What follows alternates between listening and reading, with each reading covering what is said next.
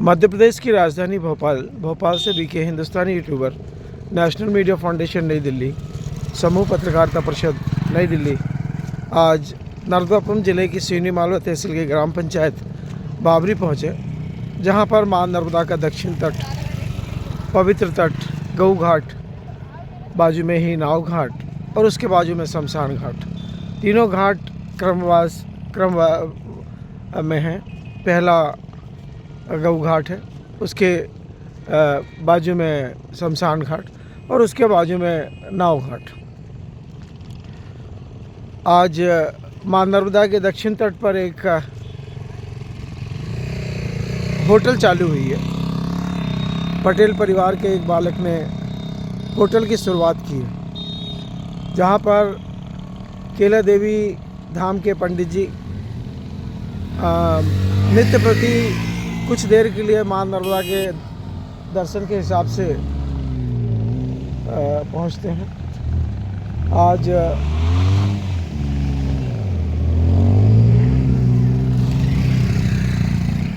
आज पंडित जी वहाँ पहले से विराजमान थे और मैं भी वहाँ आज गरम कचौड़ी खाने के लिए पहुँच गया। गरम कचौड़ी और फुल चाय का आनंद लेके पंडित जी और हम संध्या आरती के लिए अपने अपने मुकाम पर इस समय जा रहे हैं। क्योंकि मेरा राष्ट्रीय कार्यालय और संभागीय कार्यालय दोनों ही जन्म स्थान पर है। संभागीय कार्यालय प्रदुम हिंदुस्तानी संभालते हैं और राष्ट्रीय कार्यालय मैं स्वयं संभालता हूँ, ठीक है हिंदुस्तानी। जब भी भोपाल से आते हैं अपने जन्म स्थान पर, तो मां नर्मदा के दर्शन करने के हिसाब से रोज़ संध्या और सुप्रभात के समय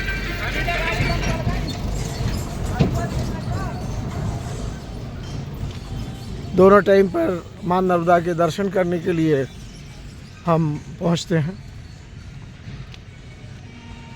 सुबह 4 बजे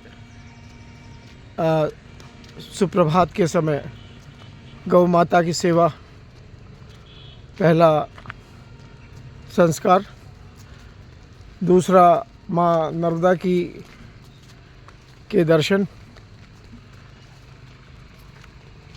चूँकि मां नर्मदा के दर्शन करने जाएं तो मां नर्मदा के मंदिर के दर्शन, मां केला देवी के दर्शन और गुरु आश्रम के दर्शन हो जाते हैं। और इस बीच ब्राह्मणों का भी दर्शन हो जाते हैं, क्योंकि केला देवी धाम का पूरा प्रबंधन ब्राह्मण परिवार के द्वारा किया जाता है।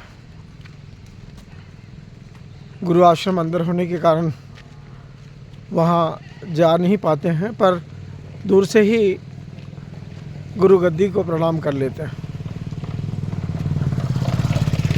पंडित जी का मुकाम केला देवी धाम आ चुका है। वे अब संध्या आरती की तैयारी करेंगे और मैं अब अपने मुकाम पर पहुंचूंगा। चले पंडित जी, जय श्री राम। अरे हाँ, प्रसाद।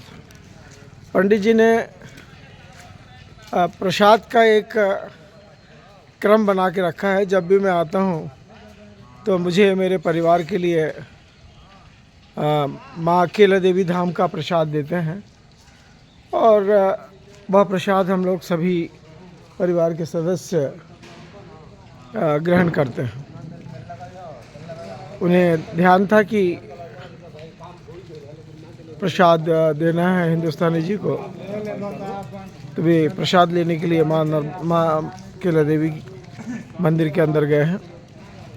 चूँकि पंडित जी का मुकाम भी यहीं पर है और सेवा भी यहीं करते हैं, होशंगाबाद के रहने वाले हैं। पढ़ाई लिखाई भी उनकी अधिकतर होशंगाबाद में ही हुई है। इस समय संध्या हो चुकी है। सूर्य भगवान भी अपनी संपूर्ण ऊर्जा के साथ में अपने अगले देश के दौरे पे निकल गए हैं। चूँकि एक ग्रह ऐसे हैं जो 9 ग्रह जो 24 घंटे इस धरती को अपनी ऊर्जा प्रदान करते रहते हैं। इस विषय के साथ में हम देश के अंदर में जो हिंदुत्व को लेकर कार्य हो रहे हैं उसके बारे में भी कुछ चर्चा की जा सकती है। जब से